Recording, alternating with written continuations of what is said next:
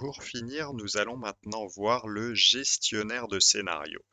Donc, nous avons vu jusqu'ici la valeur cible, la table de données, et nous allons voir le gestionnaire de scénario. Donc, juste pour bien comprendre, la valeur cible nous permet en fait de faire varier une valeur, donc d'avoir une cellule variable pour faire atteindre à une autre cellule un certain résultat, une valeur cible.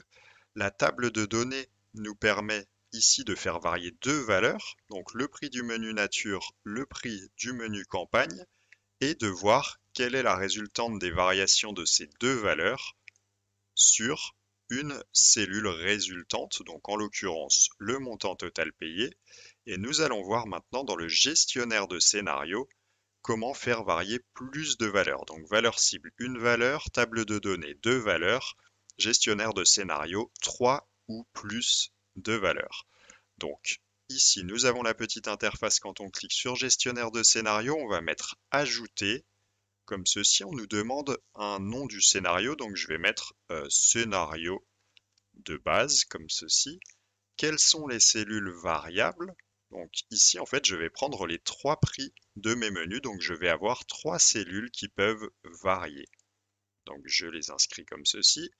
Je clique sur OK et on me demande, donc moi pour mon scénario de base, je vais garder 22, 19 et 28 puisque ce sont les valeurs initiales que j'avais rentrées.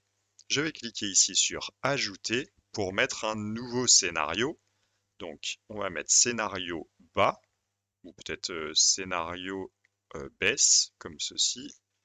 Je clique sur OK et là je vais mettre des valeurs en baisse. Donc admettons je vais mettre 2 € de moins pour chacun des prix de mes menus. Ensuite je clique sur Ajouter et je vais mettre scénario hausse comme ceci. Et pour ce scénario, cette fois-ci, je vais augmenter les prix de mes menus, hop, comme ceci. Donc là, j'ai trois scénarios, donc le scénario de base, le scénario en cas de baisse de mes prix de menus et le scénario en cas de hausse de mes prix de menus. Je vais maintenant cliquer sur synthèse. Et quand je clique sur synthèse, on me demande de quelle cellule je souhaite avoir le résultat.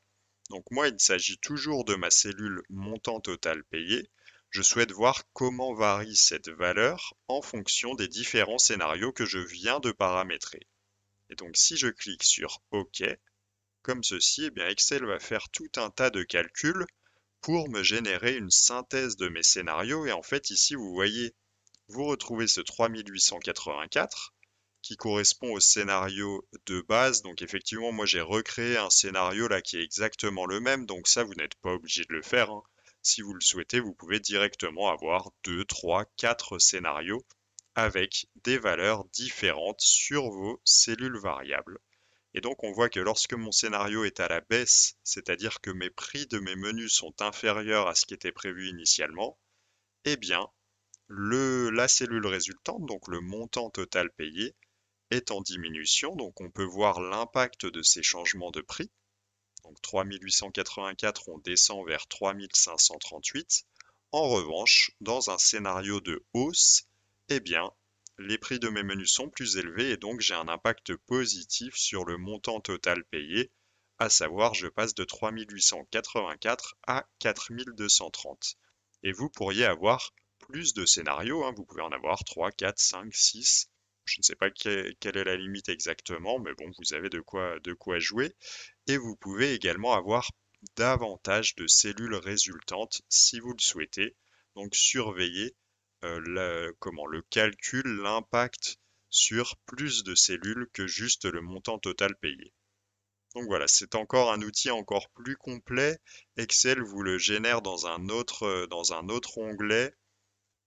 Voilà, vous pouvez jouer avec ces trois outils. Les trois peuvent être adaptés à des besoins qui sont légèrement différents, mais les trois, globalement, vous permettent de répondre à une question qui est de savoir quel est l'impact de changement, de variation de certaines cellules sur une cellule ou plusieurs cellules résultantes.